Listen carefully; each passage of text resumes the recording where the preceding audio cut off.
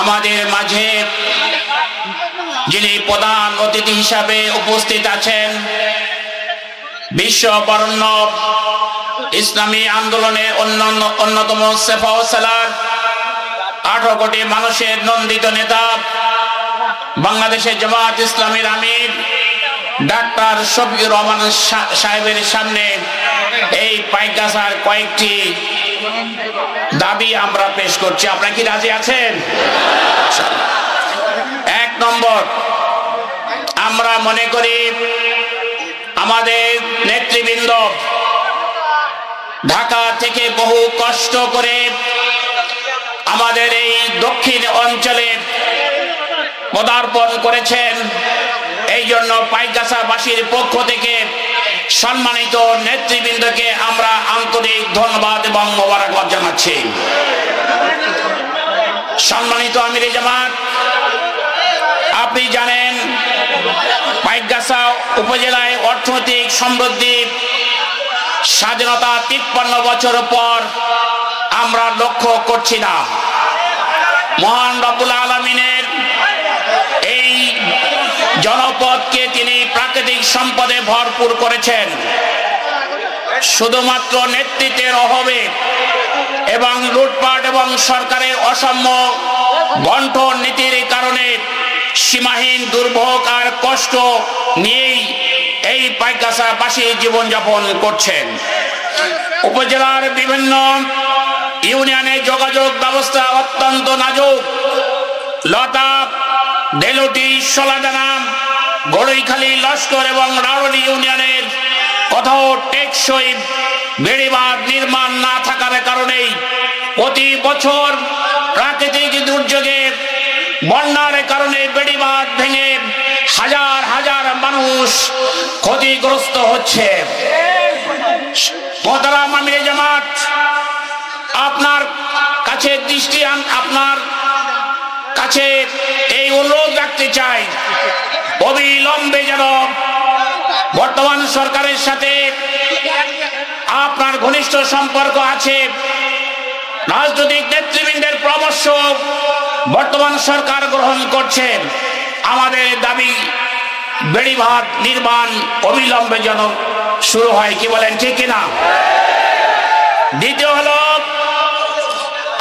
পাইকগাছার মতো একটি উপজেলায় পাইকগাছা পৌরসভা আছে, 5 লক্ষাধিক লোক বসবাস করছেন, কিন্তু এই জনপদের মানুষের উন্নত মানের কোনো স্বাস্থ্য ব্যবস্থা নাই। আমাদের পাইকগাছা উপজেলায় স্বাস্থ্য কমপ্লেক্স আছে, কিন্তু আমরা চাই এই আমাদের এই জনপদের মানুষের জন্য 100 শয্যা হাসপাতাল করা হোক। কি বলেন, ঠিক কিনা? রাজি আছেন? আপনারা হাত তোলেন। মোহতারাম আমিরে জামাত, আপনার কাছে পাইকগাছাবাসী দাবি করছে, আশা করি আপনার কাছে আমরা এই দাবি পূরণ হবে বলে আমরা বিশ্বাস করি। পাশাপাশি বলতে চাই, সংগ্রামী ভাই সব, আমাদের চতুর্দিকে কয়রা এবং পাইকগাছার চতুর্দিকে সুন্দরবন রয়েছে। এই সুন্দরবনকে সুরক্ষা না করার কারণে সেখানে বনদস্যুদের হানা, প্রতিদিন জেলেরা নিগৃহীত হচ্ছে, বন্দী করা হচ্ছে, টাকা আদায় করা হচ্ছে। এই সুন্দরবনকে সুরক্ষার জন্য বনদস্যুদেরকে উৎখাত করার ব্যবস্থা করতে হবে। মৎস্যজীবী যারা আছে নির্বিঘ্নে নিশ্চিন্তে তারা যেন ওই সুন্দরবন থেকে মাছ ধরে নিজের উপার্জন করতে পারে, সেই ব্যবস্থা করার জন্য আপনার কাছে আমরা বিনীত অনুরোধ করছি। সংগ্রামী ভাই সাহেব, আমার এই দাবির সাথে কি আপনারা সবাই একমত আছেন? মোহতারাম আমিরে জামাত সেক্রেটারি জেনারেল আছেন। আমাদের বিশ্বাস পাইকগাছার এই বাসীদের এই দাবিগুলো আপনারা শুনেছেন এবং আপনাদের পক্ষ থেকে ব্যবস্থা গ্রহণ হবে বলে আমরা বিশ্বাস করি। পাইকগাছাবাসী, আপনাদের অনেক দাবির কথা এখানে উত্থাপন হয়েছে। আমরা সরকারে নই, আমি সরকারের প্রেসিডেন্টও নই, আমি প্রধান উপদেষ্টাও নই, কোনো উপদেষ্টা নই, কিন্তু আমি আপনাদের মতো একজন নাগরিক, একটা দলের দায়িত্ব পালন করি। আমি কথা দিচ্ছি ইনশাআল্লাহ আমি আপনাদের উকিল হয়ে, মুক্তার হয়ে আমার পক্ষে যত জায়গায় যত কথা বলা দরকার আমি বলবো ইনশাআল্লাহ। আগামীতে যদি আল্লাহ আমাদেরকে এই দেশের মানুষের খেদমত করার, সরকারে যাওয়ার তৌফিক দেন, তাইলে দাবি তো আজকে শুনেই গেলাম, আশা করি সে দাবি আর নতুন করে উঠাতে হবে না। আপনারা বলেছেন পাইকগাছার উন্নয়ন হয়নি, হবে কেমনে? টাকা যে সব চুরি হয়ে গেছে, ব্যাংকগুলা সব ফুকলা হয়ে গেছে, সেক্টর কর্পোরেশন ইন্ডাস্ট্রি মাটির সাথে বসে যাচ্ছে, শ্রমিকরা বেকার হয়ে যাচ্ছে, মালিকরা পুঁজি হারিয়ে হাহাকার করছে, চতুর্দিকে উন্নয়নের জোয়ার তাদের আমলে শুরু হয়েছে। বলে যে উন্নয়নের রাজপথে মহাসড়কে এনে তুলে দিয়েছে দেশকে, বিশ্বে নাকি বাংলাদেশ উন্নয়নের রোল মডেল। আর ঠিকই বলেছে, উন্নয়নটা তাদের কপালে হয়েছে, জনগণের নয়। এই সরকারের পার্টনার ছিলেন হোসেন মোহাম্মদ এরশাদ। তিনি 13 সালে সংসদে দাঁড়িয়ে বলেছিলেন, দেশের অবস্থা এমন, গড়ে থাকলে খুম, বাইরে গেলে গুম। সরকারের অংশ হয়ে তিনি সেদিন এটা বলেছিলেন। এটা ছিল বাস্তব চিত্র বাংলাদেশের। সারা বাংলাদেশের ছোপ ছোপ রক্ত আর খাড়ি খাড়ি লাশ, লাশে লাশে ভরে গেছে পুরো বাংলাদেশ। এখানে আপনারা কিছু গোলাপ ফুল, তাজা গোলাপ ফুল রেখেছেন। এই গোলাপগুলো আজকে চিৎকার দিয়ে বলছে আমি শহীদদের রক্ত। সম্মানিত ভাই বোনেরা, তারা কি করে নাই বাংলাদেশে? পাশাপাশি ভারত আমাদের প্রতিবেশী দেশ, আমরা সম্মান জানাই সকল প্রতিবেশীকে, কিন্তু বাংলাদেশকে তারা ভারতের হাতে বন্ধক ইজারা দিয়ে দিয়েছিল। ভারত তার সকল দাবি চায় অথবা না চাই তাদেরকে আদায় করে দেওয়া হয়েছে। তখনকার প্রধানমন্ত্রী বলেছেন, ভারতকে এত দিয়েছি যে ভারত সারা জিন্দেগি স্মরণ রাখবে। এই সাংবাদিকরা প্রশ্ন করেছেন, দিলেন তো অনেক, এখন কি চাইবেন কিছু? তিনি উত্তর দিলেন, আমি ছোট লোক নেই যে চাইব। বারে বাহ, কত বড় বড় লোক!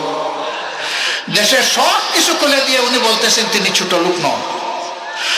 আসলে তিনি প্রধানমন্ত্রী ছিলেন না, তিনি ছিলেন সেবা দাসী। এই জন্য তিনি দাসত্বের শৃঙ্খলে বাংলাদেশের জনগণকে তিনি বন্দী করতে চেয়েছিলেন। আলহামদুলিল্লাহ, আমাদের সন্তানদের নেতৃত্বে সেই শৃঙ্খল জাতি ভেঙে ফেলেছে। আর এই জাতির গলায় শৃঙ্খল পরানো যাবে না ইনশাআল্লাহ। ভারতের প্রতি আমাদের অনুরোধ, আমাদের স্পষ্ট বার্তা, আপনাদেরকে প্রতিবেশী হিসেবে সম্মান করি, আপনারাও আমাদেরকে সম্মান করতে শিখুন। বাংলাদেশকে, বাংলাদেশের জনগণকে সম্মান দিতে শিখুন। ভারত থেকে চোখ রাঙ্গাই আর বাংলাদেশ শাসনের চিন্তা করবেন না। বাংলাদেশের মানুষ এখন চোখে চোখ রেখে কথা বলার সাহস সঞ্চয় করেছে।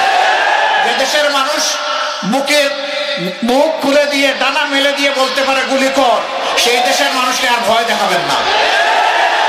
আমাদের গর্বিত সন্তান বীর যোদ্ধা আবু সাইদ ডানা মেলে বলেছিল, বুকের ভিতরে তুমুল ঝড়, বুক পেতেছি, গুলি কর। এই জাতিকে কেউ ভয় দেখাবেন না। এই দেশে 1 লক্ষ, 2 লক্ষ, 10 লক্ষ সৈনিক নয়, এই দেশে 10 কোটি যোদ্ধা আছে।